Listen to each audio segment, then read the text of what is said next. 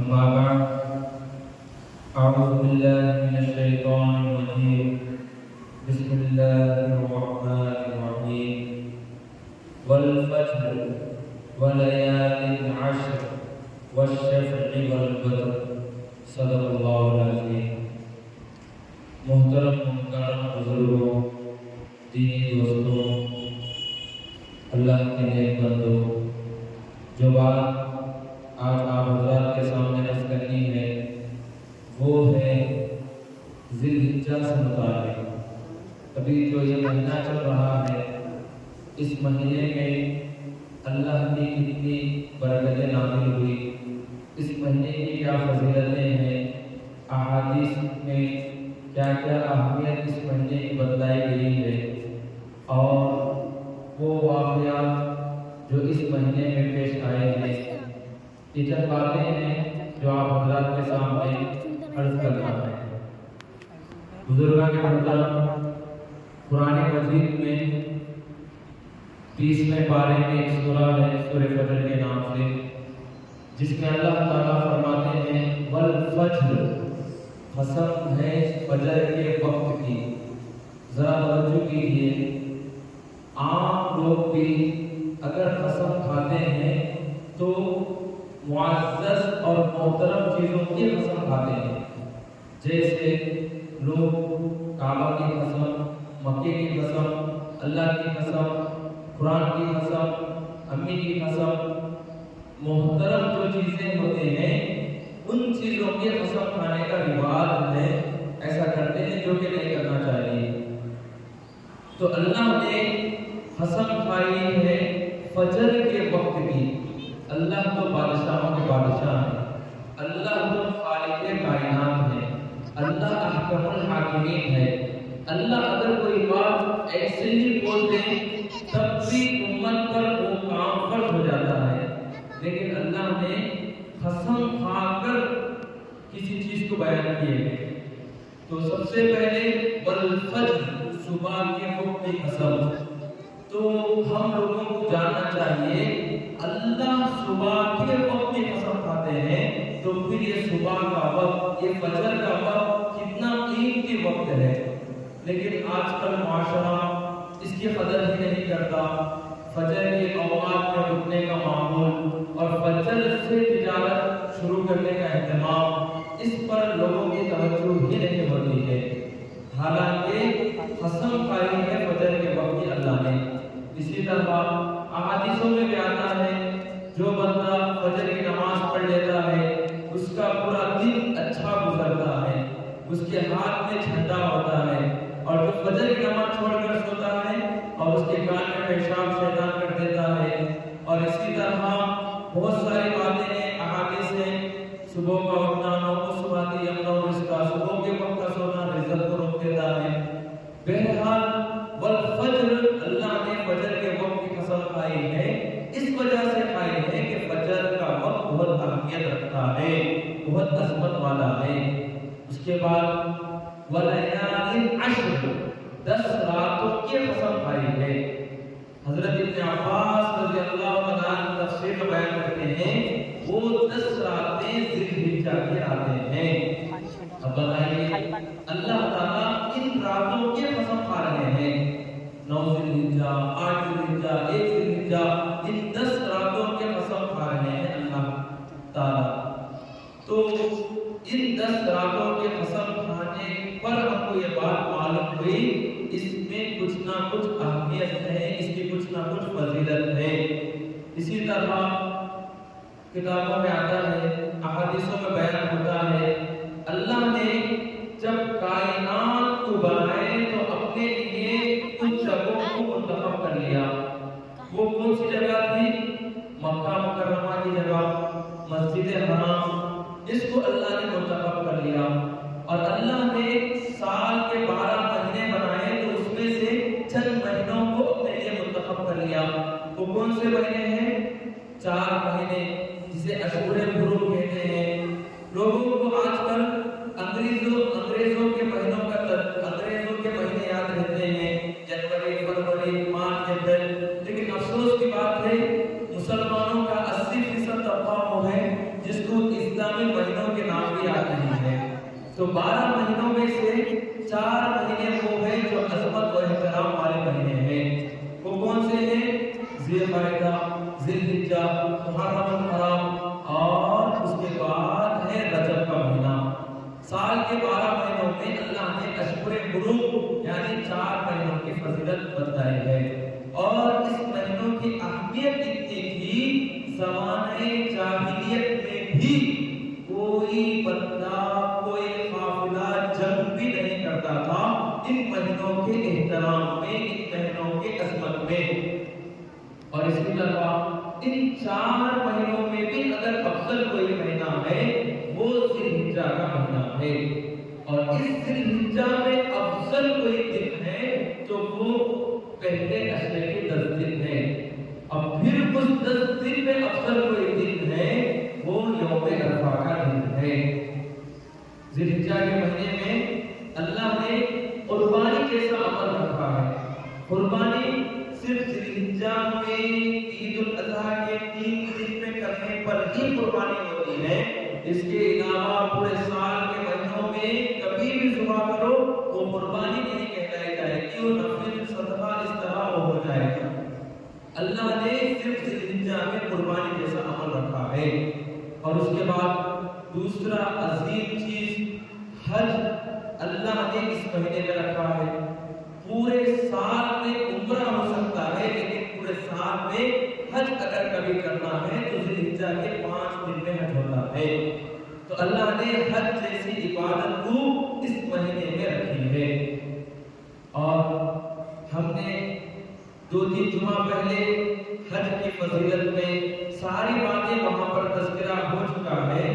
جو بندہ مال رکھتے ہوئے، لاکھوں کی پراپرٹی رکھتے ہوئے، اپنے پاس 1 سے زائد مکان رکھتے ہوئے، اور جب پیسہ ہے تو وینچر ڈالنے کی فکر، پیسہ ہے تو بیٹے بیٹیوں کی شادی کرنے کی فکر، لیکن اس کو اگر حج کو جانے کا شوق نہیں ہوا اور حج کو جانے کی کوشش نہیں کیا تو اس بندے کے بارے میں اللہ تعالیٰ کے نبی صلی اللہ علیہ وسلم، پیارے آقا صلی اللہ علیہ وسلم بہت غصے سے فرماتے ہیں یہ بندہ چاہے عیسائی بن کر مرے چاہے یہودی بن کر مر کے مجھے اس سے کوئی لینا دینا نہیں ہے۔ تو حج بہت اہم عبادت ہے، حج ادا کرنا ہی چاہیے جب مال آ جائے۔ 6، 7، 8 لاکھ کوئی زیادہ نہیں ہے، اللہ کے راستے میں خرچ کریں۔ یہ ساری باتیں ہم نے گزشتہ کے جمعہ کے موقع پر عرض کر دی ہے۔ بہرحال ذی الحجہ کے موقع میں یہ سب باتیں آتی ہیں، اور اسی طرح اللہ نے ذی الحجہ میں بہت ساری برکتیں رکھی ہیں۔ 2 عیدیں، ایک عید ہے مسلمانوں کی عید الفطر، دوسری عید ہے عید الاضحیٰ۔ عید الفطر میں جانے سے پہلے حکم یہ ہے کہ صدقہ فطر ادا کر کے جاؤ، اور عید الاضحیٰ میں عید منانے کی خوشی اور عید منانے کا عمل یہ ہے کہ عید کے نماز کے بعد قربانی کرو اور لوگوں کو گوشت تقسیم کرو اور خود گوشت کھاؤ۔ عید الاضحیٰ میں قربانی عمل ہے، عید الفطر میں صدقہ فطر ہے۔ اور اسی طرح ذی الحجہ کے بارے میں آتا ہے، پہلے اشرے کے بارے میں، 1 دن کا روزہ رکھنا 1 سال کے روزے رکھنے کے برابر ثواب رکھتا ہے۔ اور یوم عرفہ کے روزے کی الگ خاصیت ہے، یوم عرفہ کا 1 روزہ رکھ لینے پر 2 سال یعنی پچھلے سال کے گناہ معاف ہو جاتے ہیں، اور آئندہ سال کی نیکیاں اور آئندہ سال کے بھی گناہ معاف ہو جاتے ہیں، اور 2 سال کا ثواب بھی مل جاتا ہے۔ کتنی بڑی عبادتیں ہیں، اسلاف کی زندگی کو اگر پڑھا جائے، جس طرح اللہ کے نیک بندے رمضان المبارک کے آخری اشرے میں اعتکاف بیٹھتے تھے، ذکر و اذکار میں اضافہ کر دیتے تھے، عبادتوں میں بڑھوتری کر دیتے تھے، اللہ کو منانے اور شب قدر کی تلاش میں رہتے تھے، اسی طرح وہ اللہ کے نیک بندے ذی الحجہ کی پہلے 10 دن میں بھی عبادتوں میں اضافہ، نوافل کا اہتمام، روزے رکھنے کی کوشش और उसका एहतमाम किया करते थे। हजरत अबू हुरैरा रज़ी अल्लाह तआला के बारे में आता है, वो ज़िलहज्जा के पहले 10 दिनों में बाजार में निकल जाते थे, खरीदो फरोख्त करने के लिए नहीं, बल्कि जोर जोर से तकबीर पढ़ने के लिए, ताकि तिजारत करने वालों को याद रहे कि ये पहले 10 दिन में अगर कोई अमल है जो करने का है, वो है जिक्र करने का अमल। तो इस तरह अस्लाफ की जिंदगियों में ये मामूल रहा है। जिस तरह रमजान के आखिरी दिन को इबादत के लिए खास कर लेते थे, इसी तरह ज़िलहिज्जा के शुरू के 10 दिन को भी इबादत के लिए खास कर लेते थे। 1 ज़िलहिज्जा से लेकर 9 ज़िलहिज्जा तक रोजे रखते थे। एक दिन का रोजा 1 साल रोजा रखने के बराबर सवाब रखता है। 8 दिन 8 साल रोजे रखने का सवाब, 90 ज़िलहिज्जा 2 साल रोजे रखने का सवाब, पूरे 10 साल रोजे रखने का सवाब अल्लाह ताला अदा कर देते हैं। और इसी तरह आशूरे के दिन रोजा रखना, आशूरे के दिन एक दिन रोजा रखने पर 1 साल के गुनाह माफ होते हैं, 1 साल की इबादत का सवाब मिलता है। लेकिन अरफा के दिन रोजा रखने पर 2 साल के बराबर सवाब मिलता है और 2 साल के कबीरा गुनाह माफ हो जाते हैं।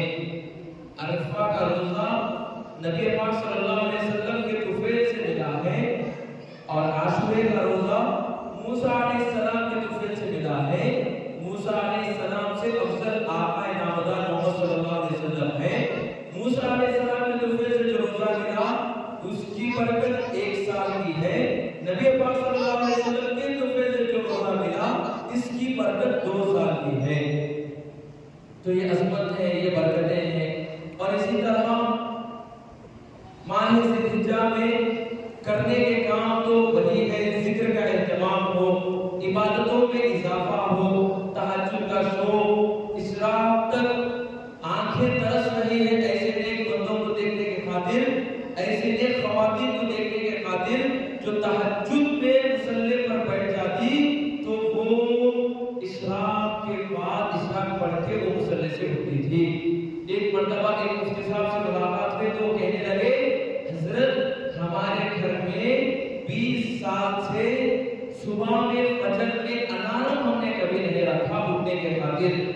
फिर पूछा गया, फिर उठते कैसे थे आप? तो बताए कि हजरत हमारे वालिद साहब सुबह तहज्जुद में उठ जाते हैं, उनके उठने के बाद नमाज तहज्जुद पढ़ने के बाद जो रोना और रोते थे, जो आवाजें रोने की सिसकियों की आती थी, तो पूरे घर वाले उठकर तहज्जुद पढ़ते थे। उसके बाद सब बैठकर कुरान मजीद पढ़ा करते थे। ऐसे नेक अल्लाह की बंदियां भी गुजरे हैं, बंदे भी गुजरे हैं। लेकिन आज इबादतों में इनात आ रही है। इनात याद रख लेना चाहिए, इबादत में इनात, इल्म में इनात, ये तबाही की पहली सुई है, ये सवाल की इब्तिदा है। इल्म में इनात, इतना ही बोला जाए, इतना ही सीखा जाए, इतना ही पढ़ा जाए, इससे बढ़कर नहीं पढ़ना, ये इल्म की इनात है। और इसी तरह इबादत की इनात सिर्फ फर्जों तक महदूद रहे। इशराक, अव्वाबीन तव्वाबीन की नमाज है। मकाम में रहकर मकबूल हज का सवाब पाने का जरिया अगर कोई है तो इशराक की नमाज है। 2 रकात इशराक का सवाब, 2 रकात इशराक पढ़ लेने पर तो 1 हज का सवाब, मकबूल हज का सवाब मिलता है। उसके बाद फिर 2 रकात पढ़ने पर मकबूल उम्रे का सवाब मिलता है। तो मकाम पर रहकर जो इबादत की जा सकती है, हज और उम्रे का सवाब हासिल किया जा सकता है, उस पर करने का एहतमाम करने की जरूरत है इन अय्याम में, बल्कि पूरे साल में या कम से कम इन 10 दिनों में। और तकबीर का एहतमाम 90 ज़िलहिज्जा से लेकर 12वीं ज़िलहिज्जा के असर तक हर नमाज के बाद 1 मरतबा तकबीर पढ़ना वाजिब है।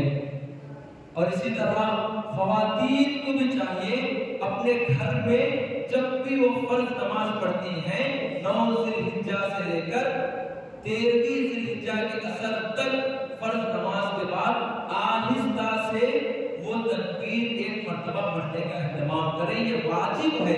لیکن بھول جاتے ہیں، بھلاٹ کی بیماری ہوتی ہے، ان کے لیے یہ تکبیر علماء اکرام بتاتے ہیں اپنی جانماز پر تکبیر انگلش میں یا اردو میں لکھ کر چپکا لینا چاہیے۔ جب سلام پھیرتے ہیں تو جب اس پر نظر پڑتی ہے تو تکبیر یاد آ جائے گی اور پڑھنے کا اہتمام ہو جائے گا۔ تو یہ خواتین سے اپنے گھر کے خواتین کو اس طرح کی تکبیر سکھانی چاہیے، ورنہ تو کئی عورتوں کو معلوم ہی نہیں ہوتا ہے کہ یہ واجب عمل جو 9 ذوالحجہ سے 13ویں ذوالحجہ تک کرنے کا ہے، اس کا کوئی ان کے پاس کرنے کا جذبہ ہی نہیں ہوتا، یا جو کرتی ہے ان کے پاس پابندی کا اہتمام بھی نہیں ہوتا، اور بعض خواتین تو بھول ہی جاتے ہیں۔ تو اسی طرح یہ ہوئی ذوالحجہ کی فضیلت اور اس کی اہمیت۔ اسی طرح ذوالحجہ میں بہت سارے واقعات ہیں جو تاریخ میں پیش آئے ہیں۔ سب سے پہلا واقعہ وہ یہ ہے، مکہ مکرمہ میں ایک مرتبہ زوردار بارش ہوئی۔ جب بارش اتنی زوردار ہوئی، طوفان سیلاب آ گیا تو کعبۃ اللہ کی دیواریں ٹوٹ گئی۔ کعبۃ اللہ کی دیواریں جب ٹوٹ گئی، جب اس کعبۃ اللہ کو پھر دوبارہ سے بنانے کا موقع آیا تو جب اعلان ہوا کہ کافروں سے، مکہ کے قریشیوں سے اعلان ہوا کہ آپ جو کچھ کماتے ہیں اس میں سے جو آپ حلال کمائے ہیں وہ پیسہ لا کر جمع کرو تاکہ ہم کعبۃ اللہ بنائیں، اللہ کا گھر بنائیں۔ توجہ کیجئے، اصل حقیقت آپ کو سمجھنا کیا ہے۔ اس دور کے کفار مکہ قریش وہ اعلان کیا کر رہے ہیں، تمہارے پاس جو کمائی ہے اس میں سے جو حلال کمائے ہیں وہ لا کر دو تاکہ ہم کعبۃ اللہ کی عمارت بنائیں، کعبۃ اللہ کی 4 دیواری بنائیں۔ جا کر دیکھ لیجئے کعبۃ اللہ کی دیواریں 4 دیواریں ہیں، نہ اس میں سجا ہے، نہ اس میں کچھ ڈیزائن ہے، نہ کچھ ہے، معمولی سی 4 دیواریں ہیں۔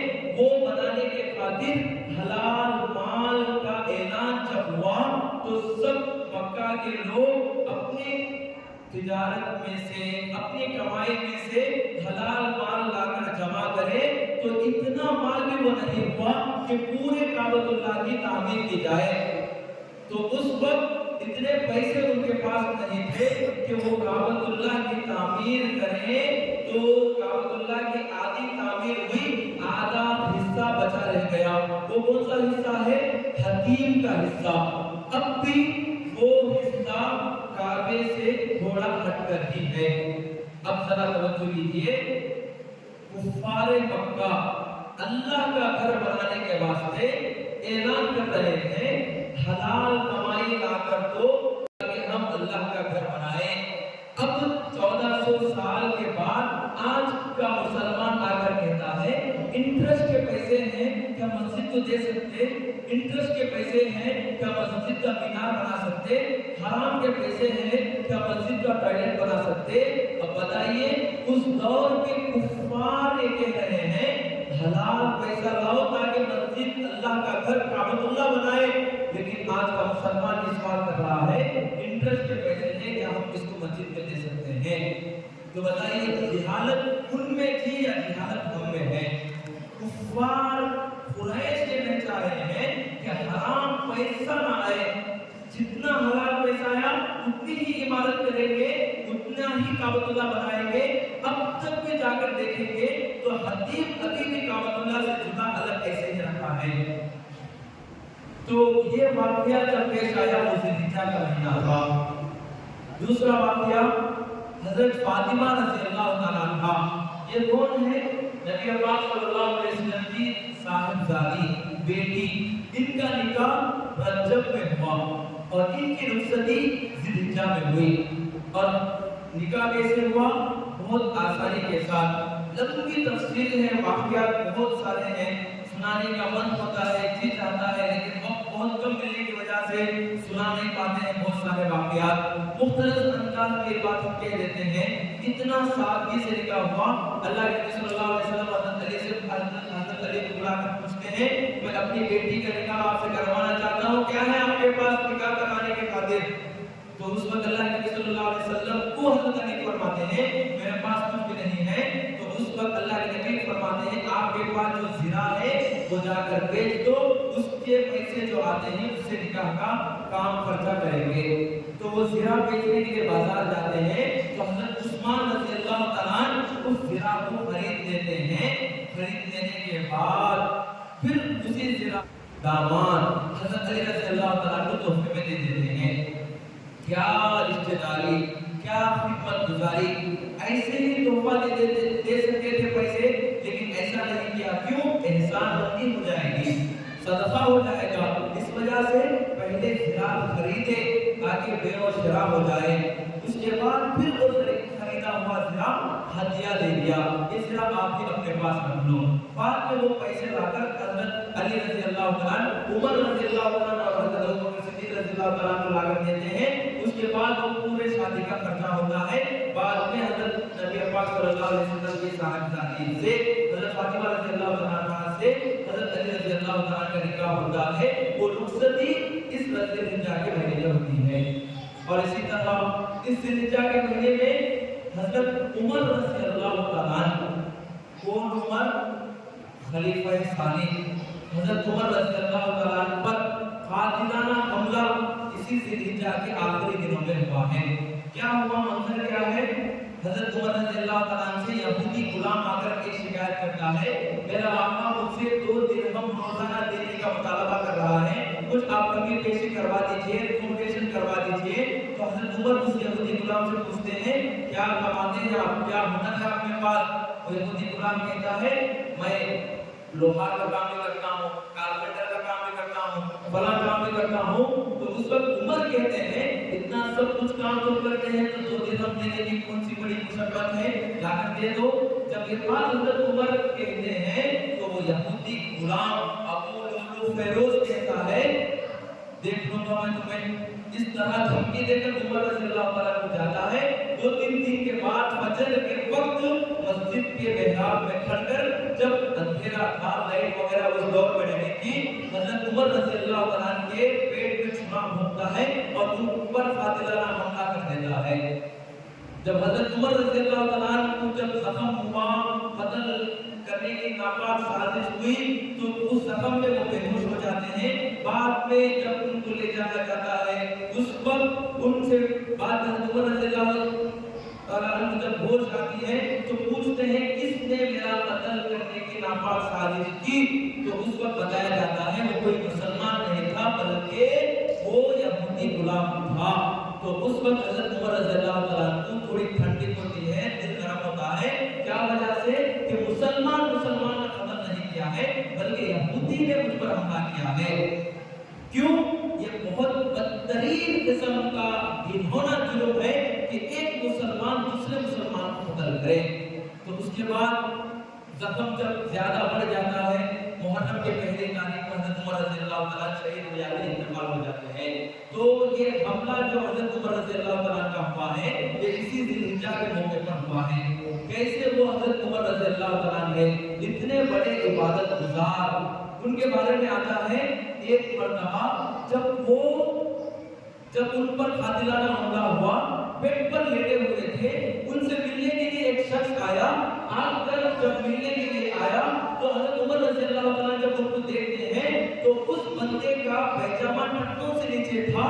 تو اس حالت میں, زخمی حالت میں, پیٹ میں جہاں چھرا بھوکے ہیں وہاں سے خون جا رہا ہے, حالت بہت خراب ہے. ایسے موقع پر بھی حضرت عمر رضی اللہ تعالیٰ اس بندے کو تنبیہ کر رہے ہیں, امر بالمعروف و نہی عن المنکر, دعوت کا کام کر رہے ہیں اور کہتے ہیں اللہ کے نبی صلی اللہ علیہ وسلم کی حدیث ہے, ایک حدیث بیان کر کے فرماتے ہیں ٹکنوں سے نیچے پہننا کپڑا پیجامہ ہر کی اجازت نہیں ہے. جو بندہ ٹکنوں سے نیچے پیجامہ کرتا وغیرہ پہنتا ہے وہ جہنم کی آگ میں رہے گا.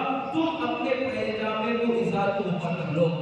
اس حالت میں بھی وہ اللہ کے نیک بندے حضرت عمر رضی اللہ تعالیٰ وہ کام کر رہے ہیں, نہی عن المنکر کر رہے ہیں. اسی طرح حضرت عمر رضی اللہ تعالیٰ ایک دم زیادہ بیمار ہو گئے ہیں، اب انتقال کا وقت آ گیا ہے، اس وقت اپنے بیٹے عبداللہ بن عمر سے فرماتے ہیں مجھے زمین پر لٹا دو، مجھے زمین پر لٹا دو، میرا چہرہ، میرا کلا چہرہ زمین کے ریت کو لگے تاکہ اللہ دیکھے میری کیفیت کو۔ عمر جو خلیفہ ثانی یہ زمین پر لیٹا ہوا محتاجی کے حالت میں پڑا ہے، یہ منظر دیکھ کر اللہ تعالیٰ میری مغفرت کر دے۔ حضرت ایک صحابی آتے ہیں ملاقات کے لیے، اس وقت اللہ کے نبی صلی اللہ علیہ وسلم وہ صحابی دیکھتے ہیں حضرت عمر رضی اللہ عنہ کی حالت، تو اس وقت حضرت عمر رضی اللہ عنہ سے کہتے ہیں آپ کیوں اس طرح کے کر رہے ہیں، آپ تو امیر المؤمنین ہیں، آپ تو عشرہ مبشرہ میں سے ہیں، اللہ تعالیٰ آپ کو ضرور مغفرت کر دے گا، جنت میں داخل کر دے گا۔ اس وقت حضرت عمر کے جملے سنو، وہ فرماتے ہیں مجھے جنت کا شوق نہیں ہے، مجھے جنت کی امید اور توقع نہیں ہے، میں بس یہ چاہتا ہوں کہ اللہ مجھے جہنم میں نہ ڈال دے۔ وہ عمر، وہ جلیل القدر صحابی، ان کی یہ دعا ہے کہ میں جہنم سے بچ جاؤں، میری مغفرت ہو جائے۔ لیکن آج کا مسلمان کچھ زیادہ عبادت ہی نہیں کرتا، لیکن بڑے بڑے اپنے آپ کو نیک اللہ والوں میں شمار کرنے کی، اپنے آپ کو فلا تزکو، اپنے آپ کو نیک ولی مت کہو، اللہ جانتے ہیں کہ کون کتنا تقوی والا ہے۔ تو میرے خیال یہ حضرت عمر رضی اللہ عنہ کے واقعات ہیں۔ اس کے بعد اسی ذی الحجہ کے موقع پر سعد بن معاذ رضی اللہ عنہ یہ انتقال کر گئے ہیں۔ انہوں کون ہیں؟ بہت نیک صحابی ہیں۔ ایک مرتبہ کیا ہوتا ہے، حضرت مصعب بن عمیر رضی اللہ عنہ دعوت کا کام کر رہے ہوتے ہیں، ایک مدینہ منورہ میں آ کر، اللہ کے نبی صلی اللہ علیہ وسلم ابھی ہجرت کر کے مدینہ نہیں آئے، پہلے ہی حضرت مصعب بن عمیر رضی اللہ عنہ کو بھیج دیے، تو وہاں بیٹھ کر دعوت کا کام جب حضرت مصعب رضی اللہ عنہ کرتے تھے تو وہاں سے کون گزرے؟ سعد بن معاذ رضی اللہ عنہ گزرے، اور گزرتے ہوئے دیکھا کہ مصعب رضی اللہ عنہ دعوت کا کام کر رہے ہیں، تو غصہ کیا کر کون ہے تم لوگ، کہاں سے آ گئے، یہ کیا تم بددینی لا کر پھیلا رہے ہیں، چلے جاؤ یہاں سے۔ جب یہ غصہ کرنے لگے تو حضرت مصعب رضی اللہ عنہ فرمائے عقل مند لوگ بات سنتے ہیں، بعد میں بات کرتے ہیں، اب ہم سے کچھ سنے ہی نہیں، لڑنے کے لیے آ گئے، غصہ کر رہے ہیں، پہلے بیٹھیے، ہم کیا وجہ سے آئے ہیں وہ بتائیں گے، بعد میں آپ غصہ کرنا چاہیں، بعد میں آپ کا حق ہے، جو کچھ آپ کرنا چاہیں کر سکتے ہیں، کیونکہ وہ سعد بن معاذ بڑے سردار تھے۔ تو جب سعد بن معاذ کو مصعب بن عمیر رضی اللہ عنہ دین کی بات بتائیں، دعوت و تبلیغ کرے، تو اسی وقت حضرت سعد بن معاذ رضی اللہ عنہ ایمان قبول کر لیے، اور وہ بڑے سردار تھے۔ وہ اپنے قبیلے میں گئے اور جا کر اعلان کیے، لوگوں تم اگر مجھ سے محبت کرتے ہیں تو میں مسلمان بن چکا ہوں، شام سے پہلے اگر تم مسلمان بن جائیں گے تو میں یہاں رہوں گا، ورنہ پھر میں یہاں سے چلے جاؤں گا۔ تو وہ لوگ ان سے اتنی محبت کرتے تھے، رات ہونے سے پہلے پورا محلہ کئی ہزار لوگ اس وقت مسلمان ہو گئے۔ ایک سعد بن معاذ رضی اللہ عنہ کے ایمان لانے پر پورا محلہ اسلام لا لیا ہے۔ اور یہ سعد بن معاذ رضی اللہ عنہ اتنے جان نثار تھے، اللہ کے نبی صلی اللہ علیہ وسلم کے اتنے قریب تھے کہ ان کے بارے میں آتا ہے جنگ احد میں شریک تھے، جنگ بدر میں شریک تھے، اور اسی طرح ایک موقع ایسا آتا ہے ایک جنگ سے اگر فارغ ہوئے ہی پھر دوبارہ اللہ کا حکم ہوتا ہے کہ جنگ کے لیے جانا، تو اس وقت حضرات صحابہ کرام نہیں آمدہ ہو رہے تھے، اور اللہ کے چاہ رہے تھے کہ فوراً جنگ ہو، لیکن حضرت سعد رضی اللہ عنہ آ کر تقریر کرتے ہیں صحابہ سے، یا رسول اللہ صلی اللہ علیہ وسلم ہم نے آپ پر ایمان لایا ہے، ہم نے اسلام قبول کر لیا ہے، ہم آپ کی باتوں کی پیروی کرتے ہیں، اگر آپ یہ کہیں کہ آپ پہاڑ سے چھلانگ لگا دیں اور سمندر میں کود دیں تب بھی ہم آپ کی پیروی کریں گے، آپ کے ساتھ کھڑے ہوں گے اور آپ کے ساتھ جنگ و جدال کریں گے، ہرگز ہم آپ کا کام نہیں چھوڑیں گے،